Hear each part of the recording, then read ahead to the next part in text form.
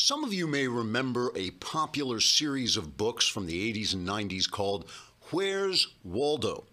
Where's Waldo was a charming game for children starring a nerdy fellow named Waldo who wore a red striped t-shirt and hat, a pair of glasses, and an idiotic smile.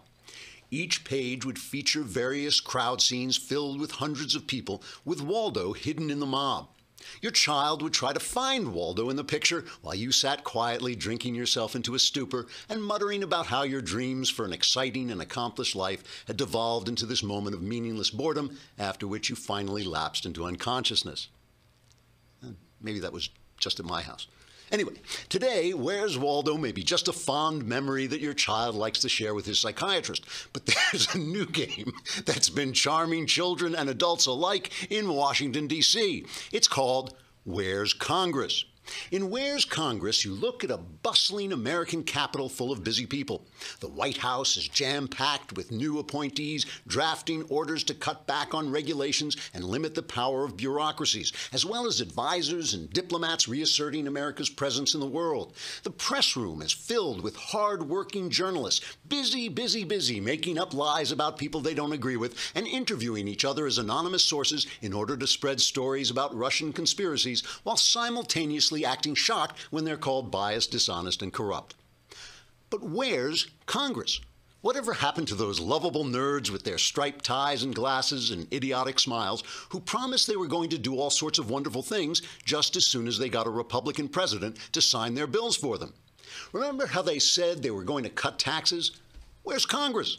I can't find them anywhere in the Washington crowd. Remember how they passed all those fabulous bills repealing Obamacare during the Obama administration when they knew the bills would be vetoed, so they had no responsibility for any actual results?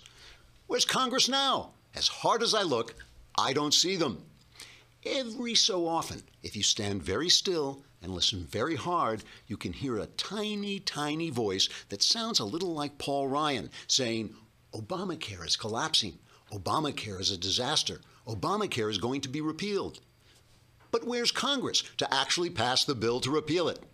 I bet you could stare at the picture of Washington, D.C. for hours and hours and still not come up with an answer. Boy, this is a fun game, isn't it?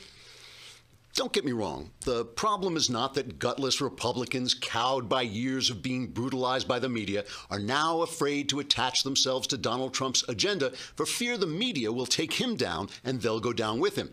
No, if that were true, Congress would be hiding under a table, trembling in yellow terror.